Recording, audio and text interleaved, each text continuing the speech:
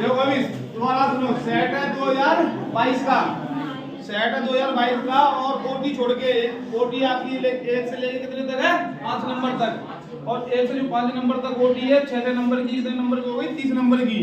तो ओटी कहाँ से, क्वेश्चनों से ही बनती है, तो क्वेश्चन याद कर लोगे, ओटी अपने आप समझ में आ जाएंगी। अभी जो 6 नंबर क्वेश्चन है, 6 नंबर क्वेश्चन आपका लेते हैं कि औद्योगिक उत्पादन से क्या आता है।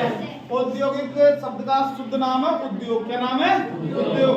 उद्योग से जो भी चीजें पैदा हो, जो भी चीज पैदा करेंगे उद्योग लगाएंगे, तो कोई ना कोई चीज तो बनाएंगे वो।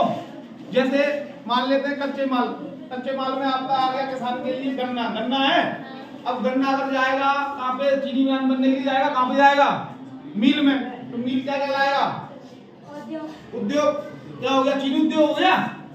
तो इसका जो क्वेश्चन है औद्योगिक का क्या है, औद्योग उद्योग, ऐसे उद्योग जिनसे कुछ हमें प्राप्त होता है वो उद्योग कहलाते हैं। अब आंसर जब लिखेंगे तो आंसर लिखने के लिए या तो आप यहाँ पे समझ लो बोल लिख सकते हो, या जो आपको किताब में फेयर में लिखवाया गया आप बोल लिख लो, पर याद करोगे तभी लिख पाओगे, नहीं तो नहीं लिख पाओगे।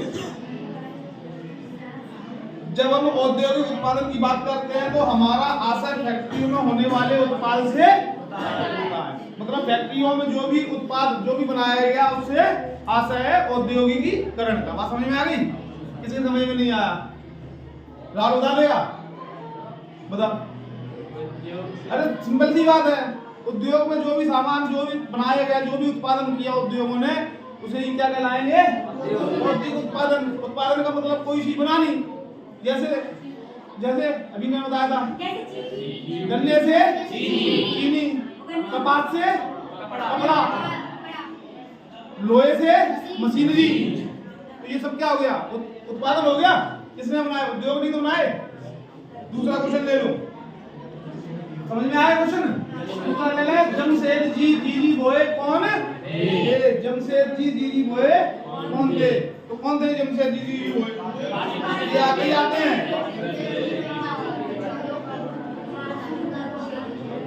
जमशेद जी जीरी बोए एक पारसी बुनकर के बेटे थे। आगे फिर क्या था उनके पास में, क्या था, हाँ। अब देखो थे वो किसके में, उनके पिताजी का क्या कार्य करते थे, बुनकर थे। क्या काम करते थे, बुनकर। लेकिन उनके पास में जहाज का सबसे बड़ा बेड़ा, भारत में सबसे बड़ा बेड़ा किसके पास में था, जमशेद जी बोए के पास में। बाद में ये क्या हो गया, बर्बाद हो गया पूरा बेड़ा। क्या हो गया, जब यूरोपियन भारत में आ गए तो क्या हुआ, इनके पूरे जहाज बिक्री हो गए, उनसे कंपटीशन नहीं कर पाए। अगला प्रश्न दो, जीरी बोए एक पारसी बुनकर के बेटे थे, उनके पास जहाजों का एक विशाल बेड़ा था। अंग्रेजी और अमेरिका के कारण 1850 के दशक में उन्हें पूरे जहाज बिक्री करने पड़ गए थे। बात समझ में आ गई? तो 2 नंबर क्वेश्चन हो गया क्लियर। अब आ जाओ गाथा गीत से क्या आशय है। देखो एक होता है गाथा गीत और एक होता है लोकगीत। गाथा गीत और लोकगीत। और जैसे अभी पूरे जो भारत में, जैसे मान लो कि आपने पिक्चर देखते हो पिक्चर है, तो पिक्चरों में गाने आते हैं, जो हिंदी पिक्चर है उनकी बात कर रहा हूँ, तो वो पूरे भारत में बोले जाएंगे, बोले जाएंगे। तो वो क्या हो गया, वो सभी के लिए हो गया, पूरे भारत के लिए हो गया। अब ऐसा गीत जो कि किसी एक स्थान पे बोला जाए, लोक का मतलब क्या है, जैसे मुहावरा है, मुहावरा पूरे विश्व में एक ही बात बोली जाएगी, लेकिन लोकोक्ति आती है, लोकोक्ति कहाँ पे बोली जाएगी, किसी एक लोक में। लोक का मतलब किसी एक विशेष स्थान पर। जब किसी विशेष स्थान पर बोली जाएगी तो उसे क्या कहेंगे। अब ऐसा कोई गीत जो कि किसी विशेष स्थान पर बोला जाए, जैसे उदाहरण के लिए ले लें कि महाराणा प्रताप है, उनकी अगर वीर गाथा की गीत का अगर कोई जैसे राजस्थानी भाषा में गाएगा तो कहाँ पे गाया जाएगा, राजस्थान के अंदर। अब उस राजस्थानी भाषा को जो भाषा नहीं जानता राजस्थानी, उसे समझ में आएगा क्या, नहीं आएगा। तो अब नहीं आएगा तो वो राजस्थान में कुछ क्षेत्र में तो गाया जाएगा, तो कुछ क्षेत्र में गाया जाएगा तो क्या कहलाएगा, क्या कहलाएगा, गाथा गीत। क्या हो गया, गाथा मतलब किसी की वो पुरानी गाथा चली आ रही है, गाया वहीं पे जाएगा छोड़े इस क्षेत्र में, तो क्या हो गया। अब लिखेंगे कैसे, लोकगीत ऐतिहासिक आख्यान व्याख्यान जिसे गाया या सुनाया जाता है लोकगीत। तो ऐतिहासिक क्या, जैसे अभी बताया हमने महाराणा प्रताप हो गया, तो महाराणा प्रताप का एक इतिहास है, तो उनके बारे में गाया जाएगा, क्या कहलाएगा, गाथा गीत। बात समझ में आ गई? चलो मुझे बता दो, समझ में आ गई नहीं आई समझ? क्यों ऐसी इतनी देर से चल रहा है? हाँ चलो बता देख के बता दे, लिखा हुआ तो बताएंगे देख के। लोकगीत का इतिहास आवश्यक जिसे गाया जाता है और सुनाया जाता है, गान गीत कहलाता है। सही से फिर भी नहीं बता पाया, चलो कोई बात नहीं, बैठ जाओ, बाकी समझ में आ गया होगा। अगला क्वेश्चन लेते हैं, प्लाटन से क्या आशय? अगला क्वेश्चन क्या आपका, प्लाटन से क्या आशय है? प्लाटन से क्या आशय बताओ?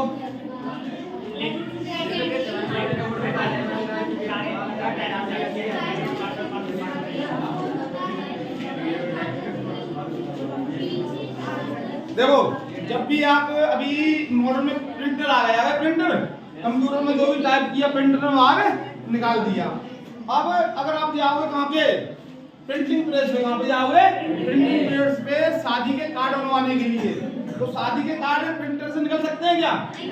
नहीं निकलेंगे, क्योंकि वो क्या होते हैं, लिफाफा टाइप के होते हैं और विभिन्न प्रकार की इसमें डिजाइन रहती हैं, वो प्रिंटर से नहीं निकलेंगे। तो वो कहाँ पे निकलेंगे, कहाँ पे निकलेंगे, प्रिंटिंग प्रेस पे ही निकलेंगे, लेकिन उनकी वो प्रिंटिंग जो मशीन है वो कैसी होगी, दूसरे तरीके की होगी।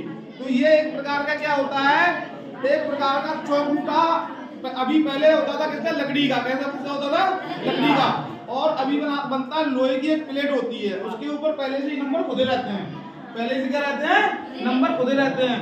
अब जो भी छपना है वो नंबर पहले ही सेट कर लिए जाते हैं, सेट करने के बाद में किसके ऊपर सेट कर लिए जाएंगे, प्लेटन के ऊपर।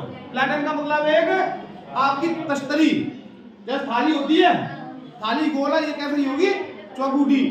उदाहरण के लिए स्लेट, स्लेट देखी किसी ने, स्लेट की तरह, तो उस पे क्या होता है, पहले होते थे लकड़ी के, अभी किसके होते हैं, लोहे के। उस पे पहले से ही नंबर खोद दिए जाते हैं, जिन नंबरों की आवश्यकता है वही नंबर उतने उसके ऊपर लगा लिए जाते हैं, लगाने के बाद में उससे छपाई शुरू कर दी जाती है। तो अब आंसर कैसे लिखेंगे, हाँ कैसे लिखेंगे आंसर,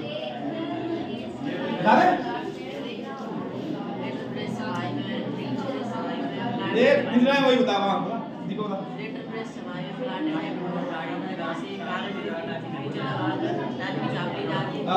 लेटर प्रेस छपाई में प्लाटन एक बोर्ड होता है जिसे कागज के पीछे दबाकर टाइप की छाप ली जाती है। पहले ये बोर्ड काट के होते थे, बताया लकड़ी, काट में से लकड़ी के होते थे, और बाद में अभी ये किसके हो गए, इस्पात का मतलब लोहा, किसके हो गए, अभी लोहे के हो गए। तो बात समझ में आ गई? अब कौन कैसे नहीं लिख पाएगा इसे, हाँ देखा ले लेगी, समझ में आ गया, समझ में आ गया, चलो बता, आंसर बता।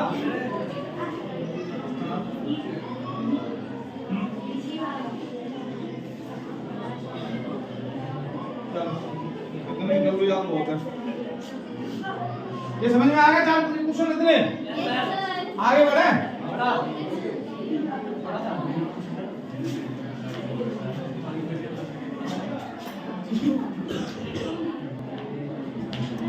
अगला क्वेश्चन है आपका, अभ्यारण से क्या आशय है? अब अभ्यारण होते क्या है, इसे सही से पता है? हाँ, अभ्यारण क्या होते हैं? हाँ क्या होते हैं अभ्यारण? अभ्यारण राष्ट्रीय उद्यान की समानी होते हैं जो प्राणियों को संरक्षित और प्रजातियों को रक्षित करने के लिए एक प्राकृतिक स्थल है या प्रांत का नाम है। पीछे वाली पार्टी को हंसने के अलावा कोई काम नहीं आ रहा है।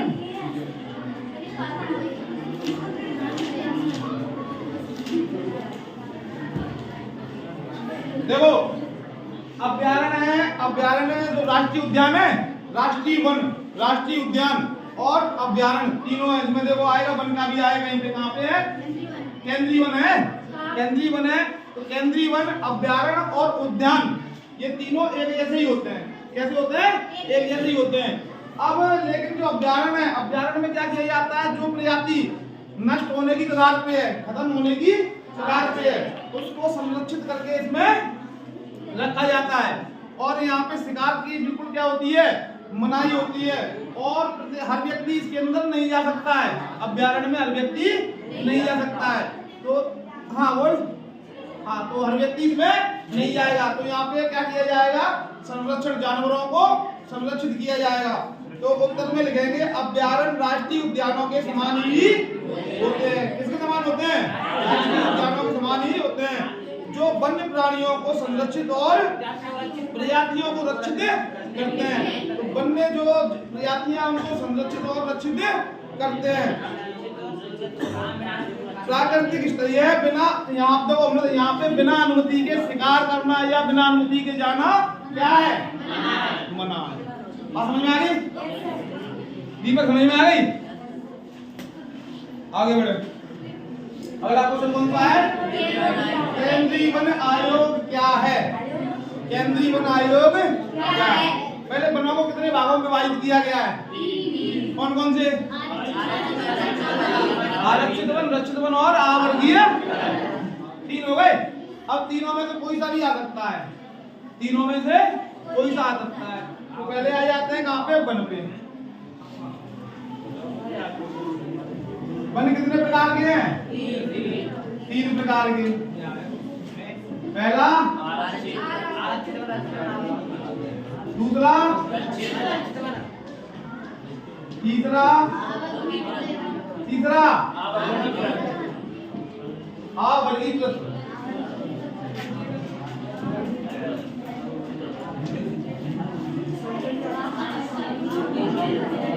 बात समझ में आ गई? बात समझ में आ गई? पहले आरक्षित, पहला कौन सा हो गया? आयरा रक्षित, येरा तो आरक्षित। दूसरा रक्षित, तीसरा अवर्गीकृत। चंबल का बीड़ किसके अंतर्गत आता है? कौन से वन में आता है? अवर्गीकृत के अंदर आता है। क्यों आता है अवर्गीकृत के अंदर? क्या होगी परिभाषा, क्या होगी? अगर अवर्गीकृत वन की परिभाषा लिखें क्या लिखोगे? वे वन जिन्हें सरकार के द्वारा क्या नहीं प्राप्त है? आरक्षण प्राप्त नहीं है और अवर्गीकृत वन कहलाते हैं। यहाँ पे कोई भी व्यक्ति कभी भी आ सकता है, कभी भी कीड़े ला सकता है, कोई भी पेड़ पौधे काट सकता है और कभी भी आ जा सकता है, खुल के कहीं भी घूम सकता है, तो कहीं पशु भी चला सकता है। तो कौन सा वन हो गया? अब दूसरा आता है रक्षित। रक्षित वन वे वन होते हैं जिन्हें सरकार के द्वारा संरक्षण प्राप्त होता है, जिनमें बिना अनुमति के कोई कार्य नहीं किया जा सकता। कौन से वन हो गए? रक्षित वन। अब आरक्षित वन, आरक्षित वन वे वन होते हैं जो सरकार के द्वारा है, तो सब तीनों सरकार के द्वारा, लेकिन यहाँ पे कुछ समाज का भी हिस्सा हो सकता है। कुछ समाज के लोग क्या कर सकते हैं? मिलके और इसे आरक्षित घोषित कर सकते हैं। सरकार भी तो करेगी, लेकिन इसमें कुछ समाज के भी व्यक्ति कर सकते हैं। जैसे राजस्थान में आपने एक वो सुना है पाठ भी था एक क्लास में आपके में, जिसमें पेड़ों से चिपकू आंदोलन, चिपकू आंदोलन सुना है? तो पेड़ों से जो चिपक गए थे, तो जो पेड़ों से चिपक गए थे तो उसको उसी जमी से इस वन को क्या कर दिया सरकार ने कि ऐसा कर दिया कि अगर जनता चाहे तो कुछ व्यक्ति मिलकर अपनी कुछ जगह को आरक्षित कर सकते हैं, उसमें सरकार का भी सहयोग होगा। तो आपका जो क्वेश्चन है वो है, आपका क्वेश्चन है केंद्रीय वन आयोग क्या है? तो ये केंद्रीय वन, पूरे केंद्रीय वन है, ये वन है, ये सब किसके अंदर आ गए? अब ये राज्य के, ये तो राज्य के अंदर आ गए और ये दोनों किसके अंदर आ गए? केंद्र के अंदर। किसके अंदर आ गए? केंद्र के अंदर। भारत में सबसे ज्यादा वन कहाँ पे है? कौन से प्रदेश में? कौन से प्रदेश में? हाँ बोलो, बोल तो रहा है। मध्य प्रदेश में। भारत में सबसे ज्यादा वन कहाँ पे है? मध्य प्रदेश में। क्यों है मध्य प्रदेश में? बता मनु, क्यों है? उत्तर प्रदेश में सबसे ज्यादा आबादी क्यों है?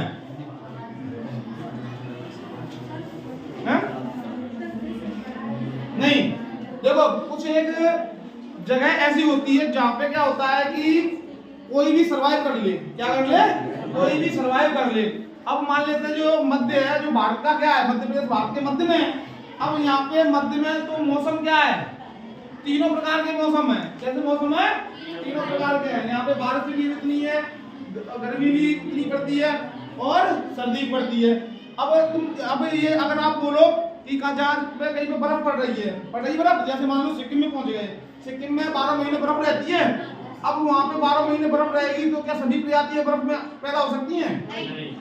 पेड़ पौधों की सभी प्रजातियां पैदा नहीं होंगी। लेकिन यहाँ पे अपने यहाँ पे क्या 3 प्रकार के मौसम है, वर्षा ऋतु है, उसके बाद में शरद ऋतु है और गर्मियाँ है। तो यहाँ पे विभिन्न प्रकार की प्रजातियां उत्पन्न हो सकती हैं। इसलिए सबसे ज्यादा वन कहाँ पे है? मध्य प्रदेश में। अब क्वेश्चन आता है लिखने के लिए, कैसे लिखेंगे? केंद्रीय वन आयोग की स्थापना 1965 में, स्थापना कब हुई थी? 1965 में। स्थापना वर्ष था 1965 में स्थापना हुई थी, केंद्र सरकार द्वारा की गई थी। इसका मुख्य उद्देश्य आंकड़े व सूचनाएं एकत्रित करना, वह तकनीकी सूचना बाजारों का अध्ययन करना और वन विकास में लगी संस्थाओं के बीच में समीकरण बिठाना है। बात समझ में आ गई? अब इसे कौन नहीं समझ पाए पूरे वन के प्रकरण को? आलोक समझ में आ गई? वन कितने प्रकार के होते हैं? कौन कौन से? तो केंद्रीय वन क्या है? केंद्रीय वन क्या है? क्या केंद्रीय वन? केंद्रीय वन की स्थापना केंद्र सरकार ने सन 1965 में की थी। इसका मुख्य उद्देश्य सामाजिक संस्थाओं के बीच में समन्वय बिठाना। इसमें कोई अलजेब्रा का सवाल नहीं है। आगे बढ़े। अब आता है नगद व व्यापारिक फसलें। नगद व व्यापारिक फसलें, देखो पहले आ जाते हैं, फसल पे थोड़ा सा बड़ा हो जाएगा, ध्यान से देख ले। नगद व व्यापारिक फसलें, तो पहले आते हैं वहां पे फसल। मुख्यतः फसल कितने? हाँ बोल रहा था, क्या बोल रहा था? हाँ बोल। हाँ क्वेश्चन है, नगद या व्यापारिक फसलों से क्या अर्थ है?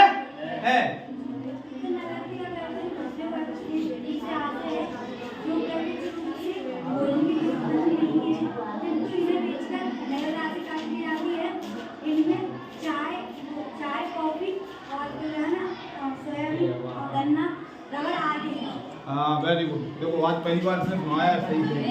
अब देखो पहले आते हैं फसलें। फसलें मुख्यतः 3 प्रकार से हम बोलते हैं। कितने प्रकार की? 3 प्रकार की। 3 समय में बोई जाती है। जो पहली समय हम बोलते हैं जो भारत में पहला है कौन सा? वर्षा ऋतु में। क्या बोलते हैं? वर्षा ऋतु में। जब वर्षा ऋतु में बोएंगे हम फसल में कौन सी फसल होगी? कौन सी होगी? खरीफ की। कौन सी फसल होगी? खरीफ की फसल। कौन सी फसल है? खरीफ की फसल। जब खरीफ की फसल बोएंगे तो खरीफ की फसल में कौन कौन सा अनाज उत्पन्न होगा? ज्वार, बाजरा आदि। समझ में आ गई? ज्वार बाजरा आदि बहुत फसलें होती हैं। अब ये बोई कब जाती है? ये क्वेश्चन पक्का ही आता है, इनमें से फसल में से एक आएगा। बोई कब जाएगी? कब बोई जाएगी? जून और जुलाई में। कब बोई जाएगी? जून और जुलाई में। बात समझ में आ गई? अब बोई जाएगी तो काटी भी जाएगी। तो काटी कब जाएगी? कब काटी जाएगी? कब काटी जाएगी? हैं? सितंबर और अक्टूबर। याद किया होता तो बता देते। सितंबर और अब सितंबर अक्टूबर में एक फसल ले ली। सितंबर अक्टूबर में जो फसल काट ली, कौन सी फसल काट ली? बाजरा की नहीं, फसल का नाम बताओ। तो फसल कोई सा भी हो सकती है। कौन सी? खरीफ की फसल। हमने कौन सी फसल ले ली? खरीफ की। अब खेत खाली हो गया, कट गया तो खेत खाली हो गया। अब खाली खेत तो छोड़ेंगे नहीं, फिर तो दोबारा बुआई करते हैं। दोबारा बुआई करेंगे तो किसकी फसल होगी?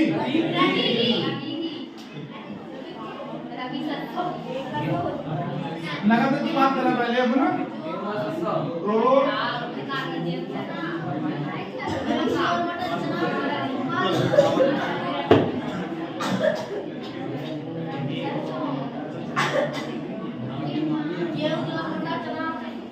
तीसरी फसल कौन सी होती है? पहले बताओ। तीसरी फसल जायद खरीफ की होगी ना। जायद कौन सी फसल है? जायद। देखो अभी रबी की मैं इसलिए लिख रहा हूँ, तुम रबी की फसल में अभी बताना है। उसके पहले आपको जो फसल का मुख्य है, कौन सी फसल की बात की जा रही है? व्यापारिक फसलों की, नगद व व्यापारिक फसलों की। तो नगद व्यापारिक फसलें यहाँ भी होती हैं, यहाँ भी होंगी रबी में और जायद में भी होंगी। अब आते हैं कि इसमें होंगी कैसे, तो अभी देखो नाम लिखते हैं।